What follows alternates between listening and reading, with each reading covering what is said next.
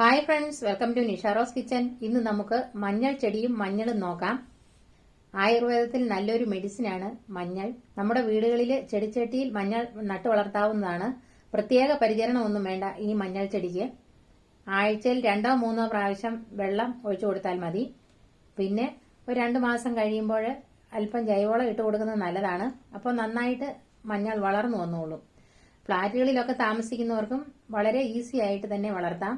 ഈ കുംഭമാസത്തിലാണ് മഞ്ഞൾ കൃഷി ചെയ്യുന്നത്. ഓരോ വിത്തിനും അതിൻ്റെതായ സമയമുണ്ട് അത് നട്ടുവയ്ക്കുന്നതിനായിട്ടും പറിച്ചെടുക്കുന്നതിനായിട്ടും.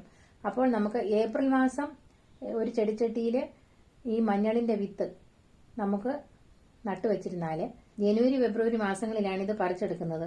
മഞ്ഞൾ ഒരു നല്ല ആന്റി ഇംപ്ലമേറ്ററിയാണ് മഞ്ഞൾപ്പൊടി. നല്ലൊരു കീടനാശിനിയും കൂടെയാണ്. വിഷാംശങ്ങൾ മാറാൻ നല്ലൊരു മെഡിസിൻ തന്നെയാണ് പച്ചമഞ്ഞൾ. ചെടിച്ചട്ടിയിൽ നമുക്ക് ഇനി മഞ്ഞൾ നട്ടുവയ്ക്കാം. അതിനായിട്ട് ഞാൻ ഒരു പഴയ ചെടിച്ചട്ടിയാണ് എടുത്തിരിക്കുന്നത്. അതിനകത്തേക്ക് ജൈവവളവും മണ്ണും വെള്ളവും കൂടെ ഞാൻ മിക്സ് ചെയ്ത് വെച്ചിട്ടുണ്ട്. അപ്പോൾ ഇനി നമുക്ക് നടുന്നതിനായിട്ടുള്ള മഞ്ഞൾ എടുക്കാം. അപ്പോൾ ഞാൻ ഇത്രയും മഞ്ഞൾ എടുത്തിട്ടുണ്ട്. ഒരു ചെടിച്ചട്ടിയിൽ നമുക്ക് ഇത്രയും നട്ടുവയ്ക്കാം.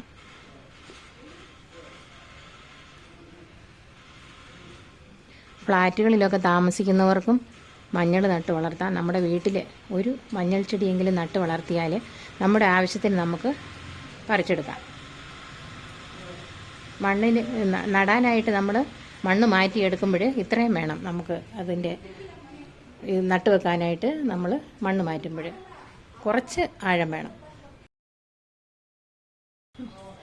മണ്ണ് ഞാൻ മാറ്റിയെടുത്തിട്ടുണ്ട്. ഇനി നമുക്ക് ഇതിനകത്തേക്ക് മഞ്ഞൾ വെച്ച് കൊടുക്കാം. ഇതുപോലെയുള്ള മഞ്ഞളാണ് ഏറ്റവും നല്ലത് നടുന്നതിനായിട്ട്. നമുക്ക് ചട്ടിയിലായതുകൊണ്ട് ഒരു 2-3 എണ്ണം വെച്ച് കൊടുക്കാം.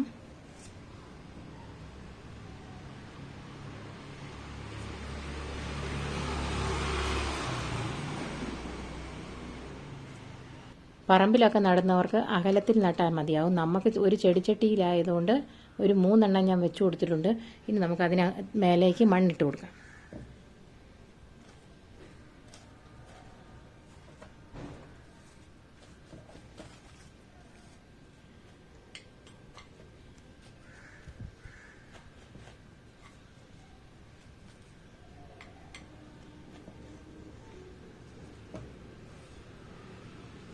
ഇപ്പോൾ ഞാൻ വിത്ത് അത് മണ്ണിനകത്തേക്ക് വെച്ചിട്ട് മണ്ണിട്ട് കവർ ചെയ്തിട്ടുണ്ട്.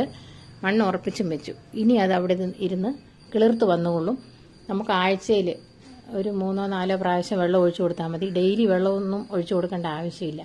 അപ്പോൾ ഇത് നമുക്ക് ബാൽക്കണിയിൽ ഒരു സൈഡിലായിട്ട് എടുത്ത് വെച്ചേക്കാം. ഇപ്പം നമ്മൾ ഏപ്രിൽ മാസം നട്ടാൽ ജനുവരിയിൽ വേണം ഇത് വിളവെടുക്കാനായിട്ട്. അതുകൊണ്ട് ഈ ചട്ടി ഏതെങ്കിലും ഒരു സൈഡിലേക്ക് നമുക്ക് മാറ്റി വയ്ക്കാം. നമ്മുടെ മഞ്ഞൾ ചെടി കാണാം. ഇപ്പോൾ മഞ്ഞൾ ചെടി ഇത്രത്തോളം വളർന്നിട്ടുണ്ട്. ഇനി നമുക്കിത് വളർന്നു വരുന്നതിനായിട്ട് മാറ്റി വയ്ക്കണം. അതുപോലെ തന്നെ ഒരു 6 മാസമൊക്കെ ആകുമ്പോഴത്തേക്കും നമുക്ക് പച്ചമഞ്ഞൾ വേണമെങ്കിൽ ഈ ചെടിയുടെ ചുവട്ടിൽ നമ്മൾ പതുക്കെ ഒന്ന് മണ്ണ് മാറ്റി നോക്കിയാൽ നമുക്ക് അത്യാവശ്യത്തിനുള്ള പച്ചമഞ്ഞൾ അതിൽ നിന്ന് നമുക്ക് ഒരു തണ്ട്, അതായത് ഒരു കഷ്ണം പച്ചമഞ്ഞളൊക്കെ നമുക്ക് ഒടിച്ചെടുക്കാവുന്നതാണ്. അപ്പം വീട്ടിൽ ഇതുപോലെ പച്ചമഞ്ഞൾ ചെടിച്ചട്ടിയിൽ നമുക്ക് നട്ടുവച്ചിരുന്നാൽ നമ്മുടെ ആവശ്യത്തിന് പച്ചമഞ്ഞൾ എടുക്കുകയും ചെയ്യാം. അതുപോലെ തന്നെ ഈ ചെടി പിന്നെയും ഒരു 8 മാസം, അതായത് 8 മാസത്തോളം നിൽക്കണം ഇതിൻ്റെ വിളവെടുക്കണമെങ്കിൽ. അപ്പോൾ അത്രത്തോളം നമുക്കത് നിർത്തുകയും ചെയ്യാം. ഒരു കഷ്ണം പച്ചമഞ്ഞളൊക്കെ ഇതിൽ നിന്ന് ഇതിൻ്റെ ചൂട്ട് തോണ്ടിയിട്ട് നമുക്ക് അത്യാവശ്യത്തിന് എടുക്കുകയും ചെയ്യാം.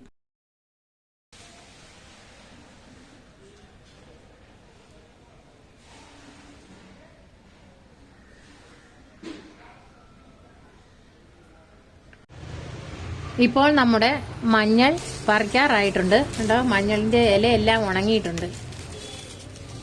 ഇലയെല്ലാം ഉണങ്ങി വരുമ്പോഴാണ് നമ്മൾ മഞ്ഞൾ പറിക്കാറായെന്ന് നമുക്ക് അറിയുന്നത്.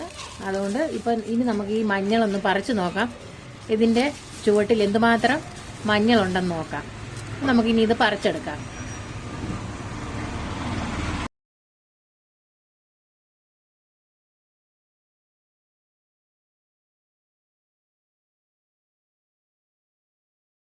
ഇതുകൊണ്ട് നമ്മുടെ മഞ്ഞൾ ഇരിക്കുന്നുണ്ട. ചെടിച്ചട്ടിയിൽ പോലും മഞ്ഞൾ നമുക്ക് വളർത്തിയെടുക്കാം. ഇതുപോലെ കുറച്ച് കൂടുതൽ നമ്മൾ നട്ടു വെച്ചിരുന്നാൽ നമ്മുടെ ആവശ്യത്തിന് നമുക്ക് ഇതുപോലെ മഞ്ഞൾ എടുത്ത് നമുക്ക് ഉണ്ടോ മഞ്ഞൾ.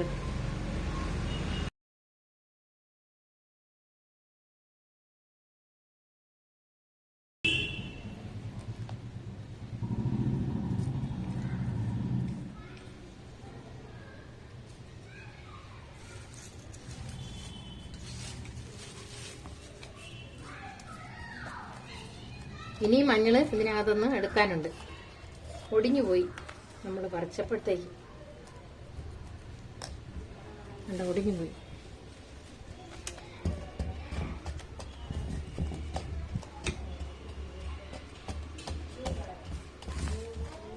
നമ്മുടെ വീട്ടാവശ്യത്തിനും അതുപോലെ തന്നെ നമുക്ക് പല മരുന്നുകൾക്ക് പച്ചമഞ്ഞൾ ആവശ്യമുണ്ട്. അപ്പം ഇതുപോലെ നമുക്ക് ചെടിച്ചട്ടിയിൽ നട്ട് വെച്ചിരുന്നാൽ മതി. പല കാര്യത്തിനും നമുക്ക് വീട്ടിൽ പച്ചമഞ്ഞൾ വേണം. അതുപോലെ ചട്ടിയിൽ നമുക്ക് ഇതുപോലെ തന്നെ നട്ട് വയ്ക്കാം. ഈ ചട്ടിയിൽ നമുക്ക് ഇത്രയും മഞ്ഞൾ കിട്ടിയിട്ടുണ്ട് കണ്ടോ. ഇനി നമുക്ക് ഈ മഞ്ഞൾ പുഴുങ്ങി ഉണക്കിയെടുക്കണം. നമ്മുടെ വീട്ടാവശ്യത്തിന് ഇതുപോലെ 1-2 ചട്ടികളിൽ നട്ട് വെച്ചിരുന്നാൽ നമുക്ക് എപ്പോഴും പച്ചമഞ്ഞൾ വേണമെന്ന് തോന്നുമ്പോൾ ഒക്കെ പറിച്ചെടുക്കുകയും ചെയ്യാം. പച്ചമഞ്ഞൾ കൊണ്ട് പല തരത്തിലുള്ള മരുന്നുകൾ തയ്യാറാക്കാറുണ്ട്. ചിക്കൻ ബോക്സ് ഒക്കെ വന്നവർക്ക് കുളിക്കാൻ നേരത്ത് ഈ പച്ചമഞ്ഞളും ആര്യവേപ്പിലയും കൂടി നന്നായി അരച്ച് ദേഹത്ത് പുരട്ടിയാണ് കുളിക്കുന്നത്. പിന്നെ കരപ്പിന് പച്ചമഞ്ഞളും മുത്തങ്ങയും കൂടി വെള്ളം തൊടാതെ അരച്ച് പുരട്ടിയാൽ കരപ്പൻ പെട്ടെന്ന് തന്നെ മാറുന്നതായിട്ട് കാണാൻ സാധിക്കും. മൂക്കടപ്പ് മാറാൻ, അതായത് ജലദോഷമൊക്കെ വന്ന് മൂക്കടപ്പ് മാറാനായിട്ട് നമുക്ക് ഒരു മരുന്ന് ഞാൻ പറഞ്ഞുതരാം. പച്ചമഞ്ഞൾ ഉണ്ടെങ്കിൽ അത് അടുപ്പിലിട്ട് ചുട്ടെടുത്ത് ചൂടോടുകൂടി തന്നെ ഈ പച്ചമഞ്ഞൾ നമ്മൾ മുറിച്ച് കഴിയുമ്പോഴത്തേക്ക് അതിൽ നിന്ന് വരുന്ന ഒരു നല്ല മണവും അതുപോലെ തന്നെ ചെറിയ ഒരു പുകയും വരും. അത് നമ്മൾ മണത്ത് കഴിഞ്ഞാൽ മൂക്കടപ്പ് പെട്ടെന്ന് തന്നെ മാറുന്നതായിട്ട് കാണാം. ആര്യവേപ്പിലയും പച്ചമഞ്ഞളും കൂടി അരച്ച് കുഴിനഖത്തിൽ പുരട്ടിയാൽ കുഴിനഖം പെട്ടെന്ന് മാറും. പച്ചമഞ്ഞൾ അരച്ച് ശരീരമാസകലം തേച്ച് കുളിച്ചാൽ നല്ല സൗന്ദര്യം ലഭിക്കുന്നതാണ്. ശരീരത്ത് കാലിലും കയ്യിലും ഒക്കെ അധികം രോമ വളർച്ച ഉണ്ടെങ്കിൽ ഈ പച്ചമഞ്ഞൾ അരച്ച് തേച്ച് ഒരാഴ്ച ഇതുപോലെ തേച്ച് കഴിഞ്ഞാൽ ആ രോമങ്ങളെല്ലാം പൊഴിഞ്ഞു പോകുന്നതായിട്ട് കാണാൻ സാധിക്കും. അതിനും വളരെ നല്ലതാണ് പച്ചമഞ്ഞൾ.